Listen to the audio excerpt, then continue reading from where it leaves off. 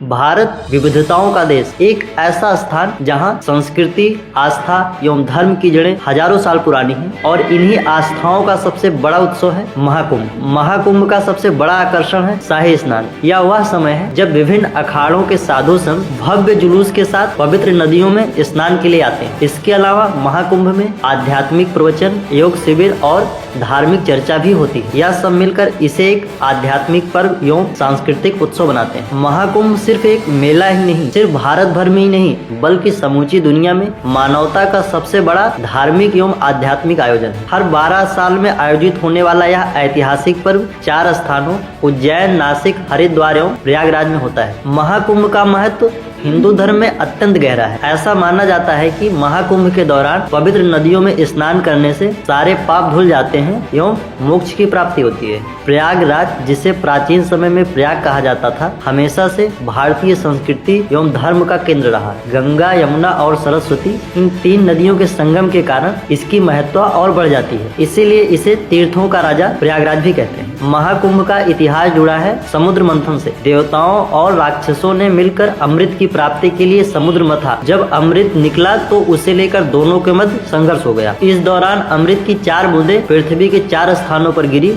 नासिक, उज्जैन, हरिद्वार और प्रयागराज। पवित्र नदियों के किनारे स्थित यही 4 स्थान महाकुंभ के आयोजन स्थल हैं। महाकुंभ का महत्व केवल धार्मिक ही नहीं वरन वैज्ञानिक एवं आध्यात्मिक दृष्टि से भी बड़ा है। यहाँ नदियों में स्नान करने का जिक्र सिर्फ पौराणिक नहीं है। वैज्ञानिक दृष्टिकोण से देखा जाए तो इन नदियों का पानी अद्वितीय गुणों से भरपूर है जो शरीर और मन दोनों को शुद्ध करने में मदद करता है। महाकुंभ के दौरान करोड़ों लोग, चाहे वो किसी भी जाति, वर्ग या भाषा से हो, एक स्थान पर इकट्ठा होते हैं। यह हमें सामाजिक समानता और भाईचारे का संदेश देता है। महाकुंभ केवल एक धार्मिक आयोजन ही नहीं है बल्कि यह भारत की आत्मा का प्रतीक है। यह हमें सिखाता है कि आस्था, सेवा और भाईचारे का मतलब क्या है। 7वीं शताब्दी में भारत के महान सम्राट राजा हर्षवर्धन ने प्रयागराज कुंभ को एक नया आयाम दिया। राजा हर्षवर्धन 7वीं शताब्दी के भारत के सबसे प्रभावशाली शासकों में से एक थे। वे वर्धन वंश के अंतिम महान सम्राट थे जिन्होंने भारत के उत्तरी भाग पर शासन किया। उनका शासनकाल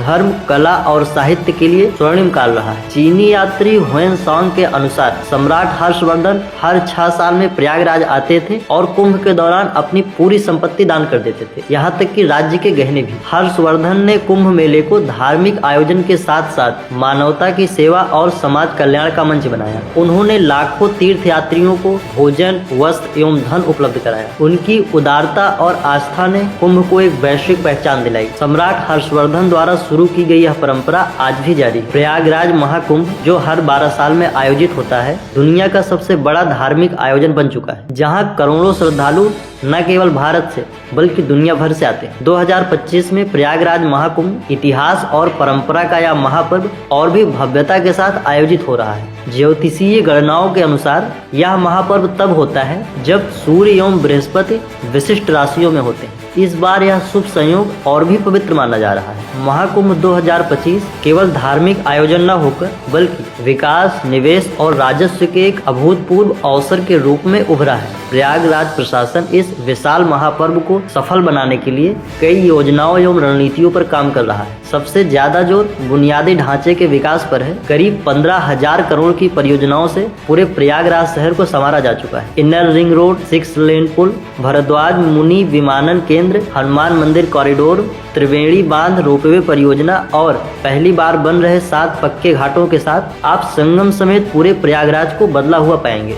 प्रयागराज जंक्शन का पुनर्निर्माण विकास भी विरासत भी की थीम पर हो रहा है। स्टेशन को सिटी सेंटर के रूप में विकसित किया गया है। यहाँ नए स्टेशन पर 42 लिफ्ट्स और 39 एस्केलेटर्स लगाए गए हैं। वहीं मेला क्षेत्र में 488 किलोमीटर की चक्कर प्लेट्स रोड और 30 नए प्लांटून पुल बन चुके हैं। पूरे मेला क्षेत्र की मैपिंग के लिए सरकार गूगल के साथ मिलकर काम कर रही है और 300 से अधिक AI कैमरे लगाए गए हैं। श्रद्धालुओं की सुरक्षा एवं सुविधा के लिए पूरे मेला क्षेत्र में 50,000 से अधिक सुरक्षाकर्मी तैनात रहेंगे। ड्रोन रिकॉर्डिंग को रोकने के लिए एंटी ड्रोन टेक्निक इंस्टॉल की गई है। इन विकास कार्यों की वजह से हजारों लोगों को प्रत्यक्ष एवं अप्रत्यक्ष रूप से रोजगार मिल रहा है। महाकुंभ 2025 की शुरुआत पौष पूर्णिमा 13 जनवरी से हो रही है। शाही स्नान महाकुंभ का मुख्य आकर्षण है। इस दौरान विभिन्न अखाड़ों के साधु संत भव्य जुलूस के साथ संगम पर स्नान के लिए आते हैं। आध्यात्मिकता और परंपरा का चरम। यह दृश्य बहुत ही मनोहारी होता है। इस महाकुंभ का प्रथम शाही स्नान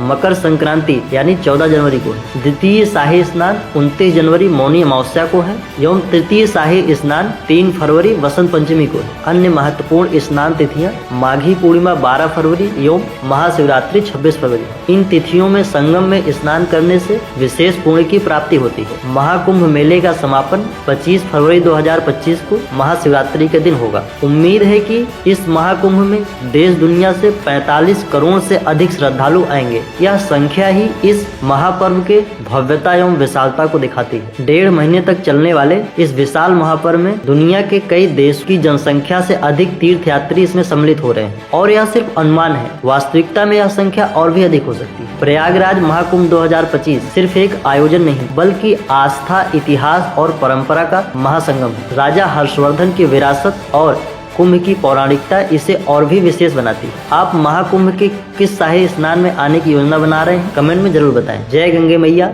हर हर गंगे।